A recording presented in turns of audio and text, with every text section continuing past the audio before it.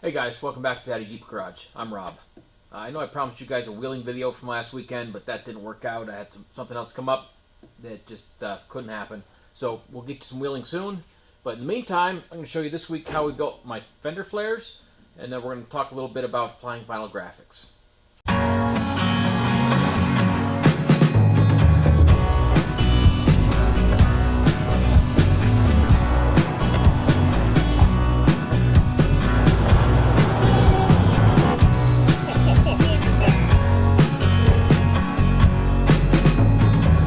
Let's do our first real bend. This is an actual piece I'm building. This is a Fender Flare for the Jeep, one of my front ones. So I've measured down 2 inches and scribed a line. We're going to line that up with our upper die and bend it to about 45 degrees.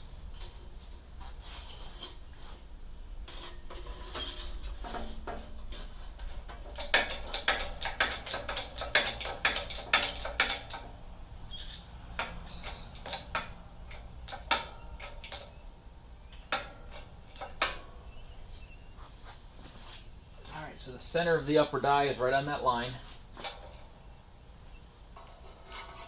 I think I want to make sure it's good and square.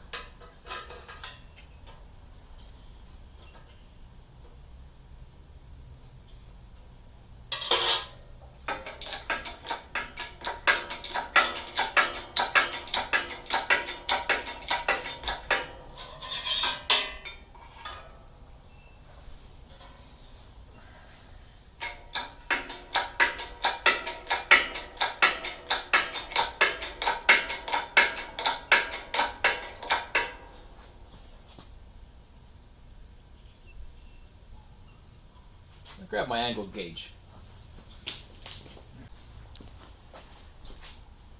So we're going to use my angle finder, just a cheap gauge. I think it was probably from Harbor Freight, but we can put it at 22 degrees. 22 degrees on each side would equal 45 total, and we're just a little bit over already, so we're going to call that good.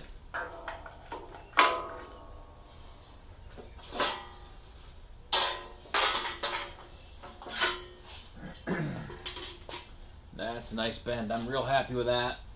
It's got a little bit of a curve to it, but that's okay. It's straight, doesn't go one way or another. I'm real happy with that.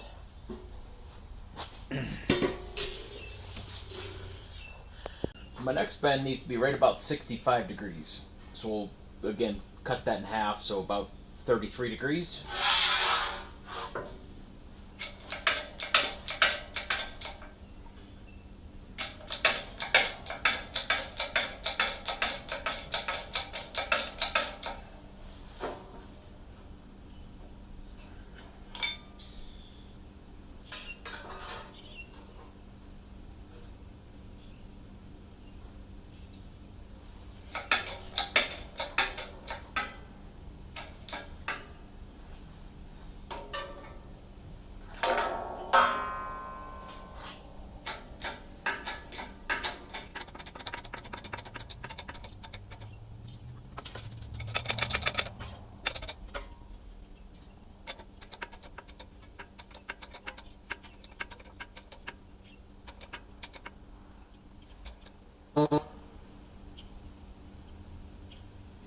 Okay, that puts us right about 33 degrees.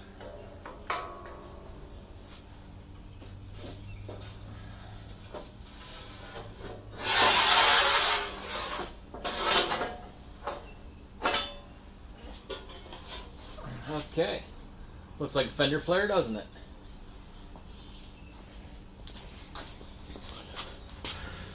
Alright, to get these fenders to fit properly, we're going to have to take some notches out. We're going to take a little bit off this corner here. Also a notch here, so it's going to sit over top of this. It's going to bolt across the top where we bolted our inner fenders on, and then bolt down to the inside back here. So we're going to go make these cuts.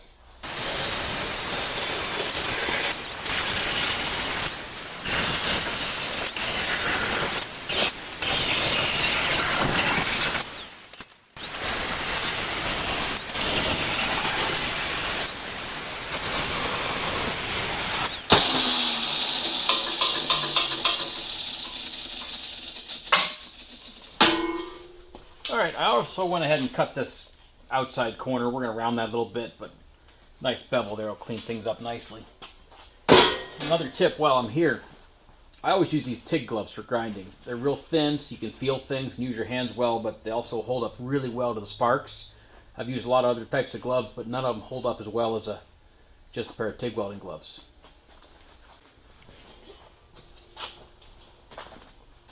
Alright, let's see if I can cut well and measure well.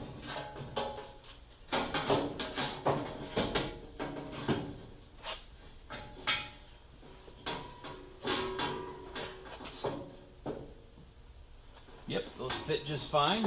I did okay. Now I have to transfer all these holes.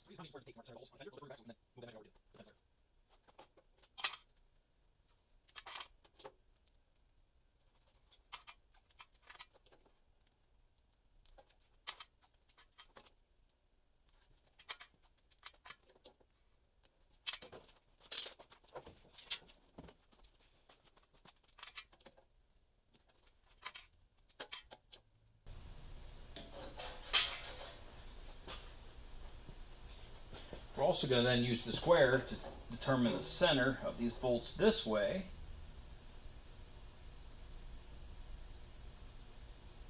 Which isn't going to help us.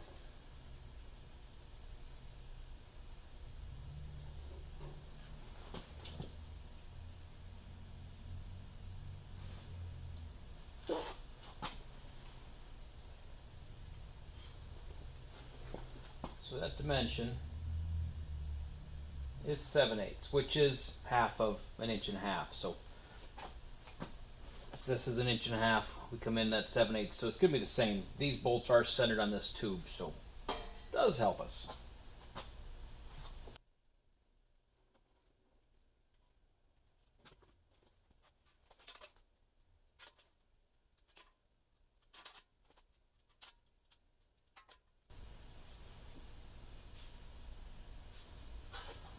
Okay. Now we need to mark these holes.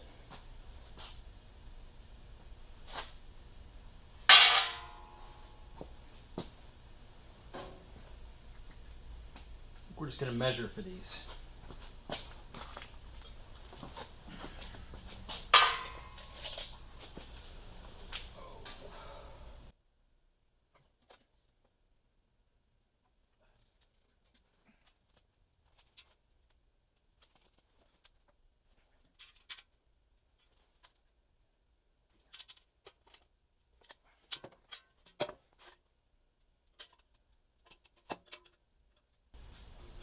Okay, now all of our holes are marked. I'm going to go ahead and try to measure the end. We're going to have to cut this a little bit short too, and then we're going to also put a 45 on that, so might as well measure that up too.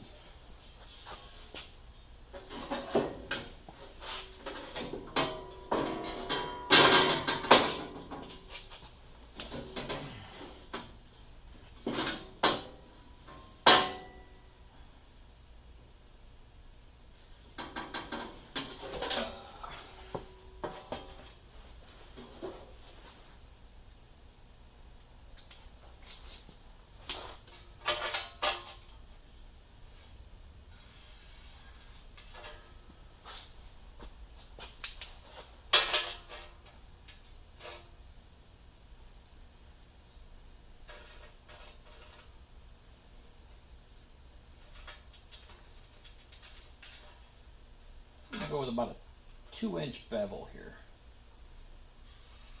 If we actually measure that, then we can have a better chance of making them all the same. And that actually is what the front bevel is, right about 2 inches. So I drilled clearance holes in my inner fenders so they could sit down over the nutserts. Because before they actually stuck up a little bit and I didn't really like it. So I'm going to bolt the fenders on top. So I went ahead and clearanced those holes so everything sits a little bit more flush now. So I got the fender all painted up. I didn't show you that. It's just spray paint. I did some Duplicolor self-etching primer and then a few coats of a Duplicolor bed armor. Really like the bed armor for this stuff. It has a nice texture. It's not real overpowering, but it does have a subtle texture and it holds up very well to the type of abuse we give it.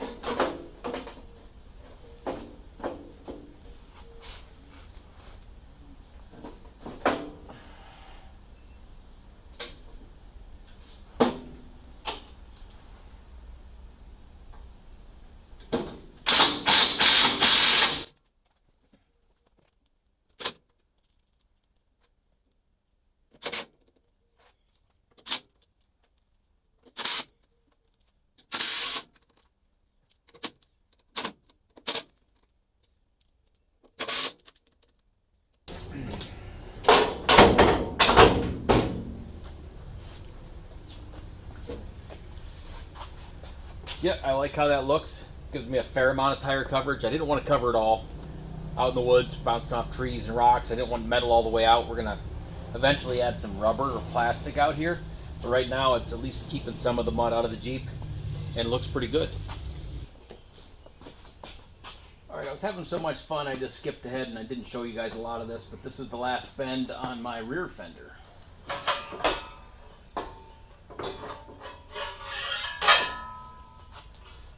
That is my rear fender. I'll show you on the Jeep here in a minute.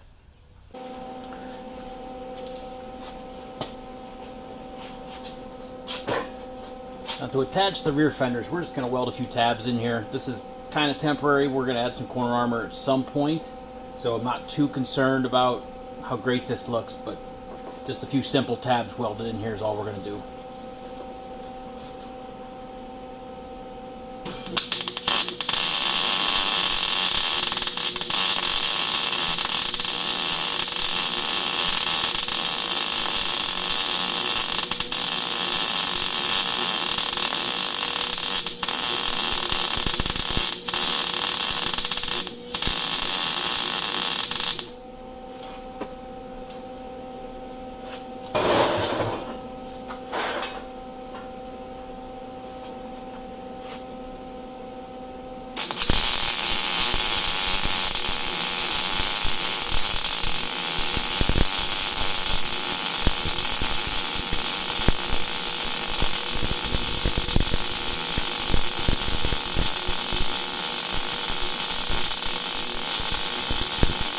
Alright, now that my paint's dried, we're going to go ahead and get these fenders installed. Again, I coated the outside of these with the duplicolored bed armor.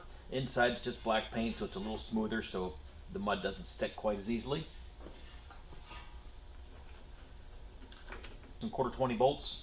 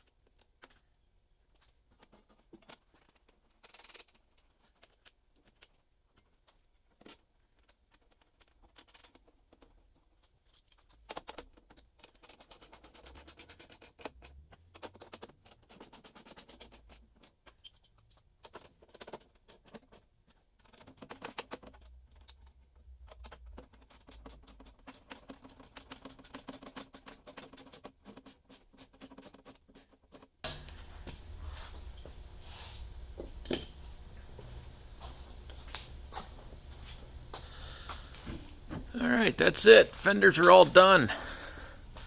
Again, we're not fully covering the tire. I understand that. We're going to add some plastic at some point. But this is definitely going to cut down on the mud that's flying inside the cab.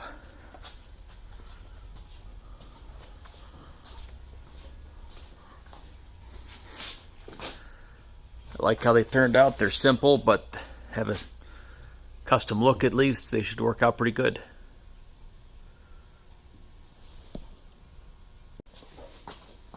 I'm not sure how many of you guys have ever done vinyl graphics before. I used to do a lot on race cars back in the day, so I'm going to go through that real quick on what we're going to do on my doors on Daddy Jeep here.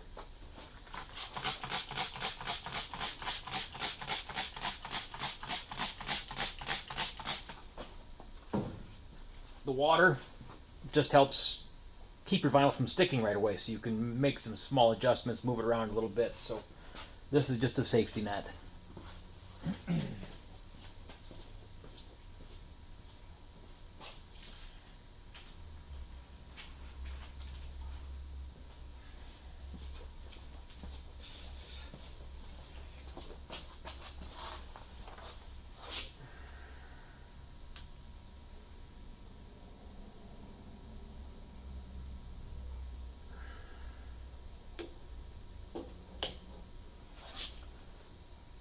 It looks good enough for me.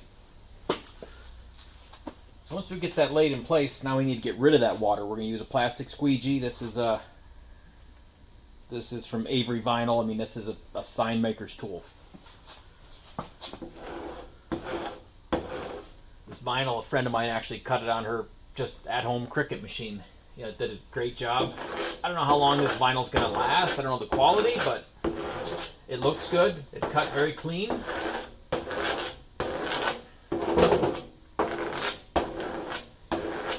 So all we're doing is working from the center out. We're just squeegeeing out that water.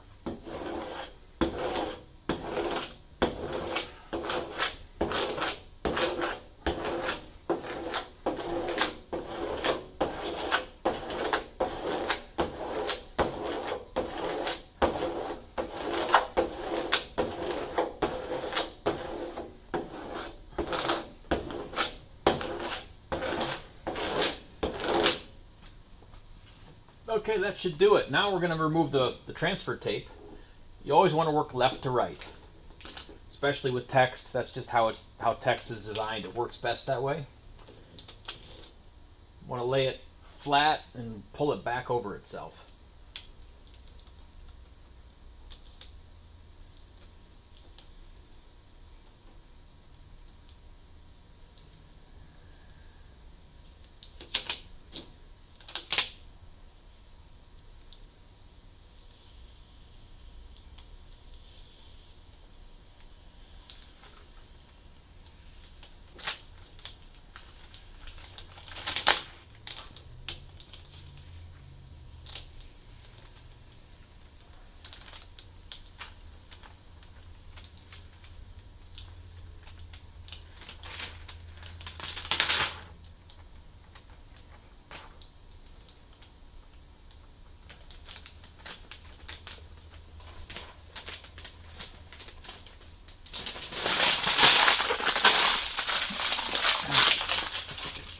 We're just going to use a rag. You don't want to just go crazy on it because it really hasn't seated. You can pull up edges real easy. We're just going to get rid of some of the excess and just kind of pat it down. Make sure we didn't miss an edge. Something's peeling up somewhere.